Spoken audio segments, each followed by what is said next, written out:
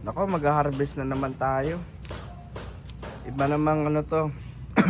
Ibang variety. Pero lalaki na rin ng mga kamatis ko. Kamatis yung mga yan, mga kamatis. So pwede na siya sa mas malaking paso. Ito yung mga lettuce ko. 30 days na siya. Laki, lalo na to. Kulay natin to isang baso. Ang variety nito is Invicta. Invicta ba yun? Puting-puti yung ano niya. Yun yung una kong variety. Kaso medyo mapait kasi yun, yung green ano ba yun? Long leaf at ang tawag nila doon. Ito, maganda to kasi na-pelletize to eh. Ito, masarap. Hindi ko pa natatry yung may iron dito sa solution. Next time na lang siguro. Pero mukhang maganda to. Sa tingin ko pwede ko tong i-market. Sa tingin nyo, ano sa tingin nyo? Oh, ano na siya ngayon, 30 days. So, pang 40 days niya pwede na siyang harvestin. Ano pa ba? Titikman ko din to kung pwede ba talaga siya pang consume. Kasi yung isa, medyo mapait yung variety niya. Nag-research din ako sa internet.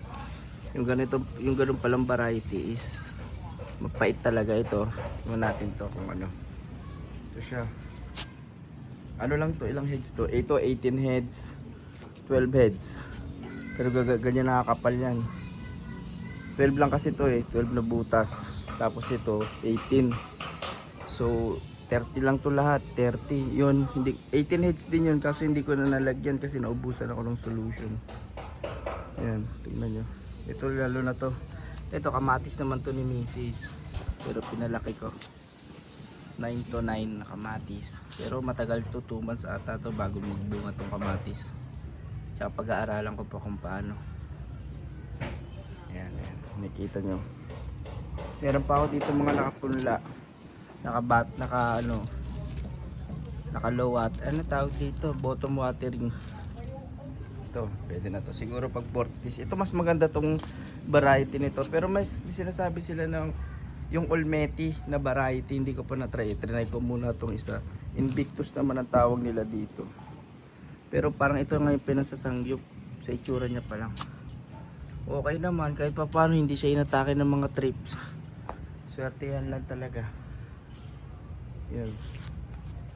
Try nyo na rin, lalo na ngayon. Pag halimbawang mahilig kayo sa mga sandwich. Kasi kami ni Mrs. minsan pinapalaman din talaga namin eh. Kaya yun lang. Update ko kayo sa next sa harvesting na. Bye bye.